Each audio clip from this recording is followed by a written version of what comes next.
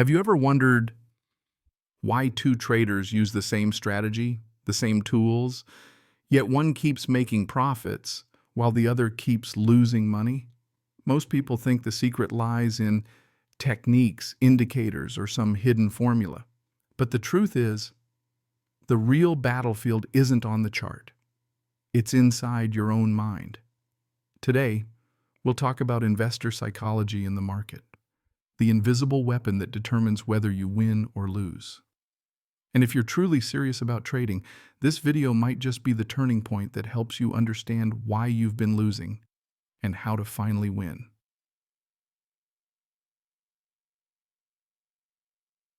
As I mentioned, trading psychology plays an extremely important role in determining the success or failure of a trader. I myself have lost far too much during the times when I couldn't control myself. And it's not just me. I've witnessed so many others who couldn't escape the same old mistakes. Those moments when they spend 3 years collecting firewood only to burn it all in 1 hour. That's why throughout my writings, I will always go very deep and repeatedly emphasize 2 key issues: capital management and trading psychology. You might wonder why I don't just jump straight into teaching market analysis, or someone might say, show us your trading history first. But I'll still do it my way. Those who are destined to understand will eventually get the results. Those who aren't, no matter how much you try to explain, it's only a waste of time and effort. So what are the 3 things you need in order to become a trader who can make money from the market? Even become a professional and successful trader in the future? Proactiveness. The first thing I want to talk about is being proactive. This is of utmost importance because even if you are lucky enough to meet a great mentor or join a good trading community, but you are always waiting for them to hand over the formulas, tools, and methods they use to succeed, hoping they will help you succeed too, then I can guarantee 100% that sooner or later, you will be wiped out in this market. I'm not trying to scare you. Right or wrong, time will prove it. If you wander around Forex, stock trading, or general trading groups online, you'll see questions that are honestly quite ridiculous. Not because they're simple, but because those answers can be easily found anywhere with just a few keywords on Google. Why wait for someone to explain it to you when you can actively search and learn it yourself? When you ask those questions, you unintentionally turn yourself into a fat chicken for the predators out there. You'll immediately see replies like, inbox me for one-on-one coaching, or join this group, guaranteed success. If no one replies, you might feel bad, but if they do, it's like helping you take one more step toward losing money. So the first thing you must have to succeed in any field is the initiative to learn on your own. You might also be waiting for signal groups, those groups that promise to give you trading calls so you can make money without effort. You just need the capital. Let us handle the entries and exits. Does it really work that easily? Maybe a few are legitimate, but even if they are, that's not the way to survive and succeed in this market. Have you ever played the solitaire card game? It has a hint function. Every time you get stuck, you just click hint and it shows you a move. Over time, you develop the habit of hitting hint every time you don't know what to do. But playing that way almost never lets you win the game. It might help you move a few steps further, but that's it. In the end, you neither learn nor win. Trading is even more brutal. You might lose everything you've accumulated. My advice: don't rely solely on other people's trading signals. If you do use them, learn how they generate those signals and how they manage risk, and then make them your own.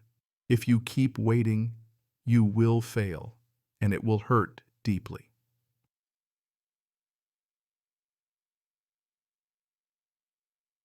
Discipline. You've probably heard this 1,000 times before. Discipline is required everywhere, in every profession. But in trading, it's absolutely vital. It defines the difference between traders. What happens if you lack discipline? 1. You become lazy and passive. 2. You let your emotions take control of your actions. I had to painfully accept huge losses after breaking my own rules that I myself had set. You might have a solid money management and risk control plan, but after seeing other traders make a month's profit overnight, there were times I foolishly raised my own risk ratio. Just once, I thought. And guess what? Every time I broke my own rules, those were the times I lost the most. You might have laid out plenty of principles.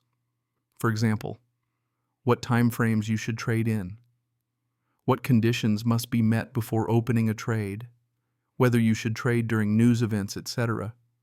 But then emotions take over. You act impulsively, breaking your rules, and you always have an excuse to justify it. Yes, in the short term, you might still profit, but that behavior plants the seeds for disaster. Only when the downfall comes will you realize how important discipline really is. Don't wait until the market crushes you to learn that lesson.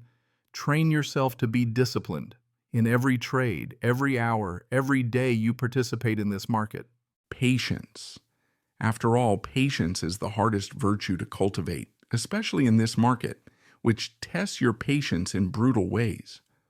Often, you won't even realize you've lost your patience until you've already lost something valuable. As John Maynard Keynes once said, the market can stay irrational longer than you can stay solvent. Even if you're proactive, disciplined, and highly skilled in analysis, if you lack the patience to wait for the perfect moment, your impatience will destroy everything. Or suppose you've already entered a trade and the market is moving in the direction you predicted. But while it's consolidating or moving irrationally for a while, you make bad decisions, closing too early or adding new trades before a proper signal forms. One of the biggest consequences of impatience, something both beginners and veterans fall into, is the paradox of cutting profits short but letting losses run deep. This behavior destroys traders, no matter how large their capital or how high their win rate. It might not blow up your account immediately, but it slowly drains it, day by day, trapping you in a psychological prison called losing not much. Many traders even feel proud of that, like being stuck in a middle-income trap. You don't crash immediately, but you'll never move forward, only fall behind. So yes, patience is gold. It decides whether you will become a successful trader or not. It is also the key to controlling yourself instead of trying to control the market. Conclusion. Trading psychology, as I've said, encompasses many factors, but these three are among the most crucial.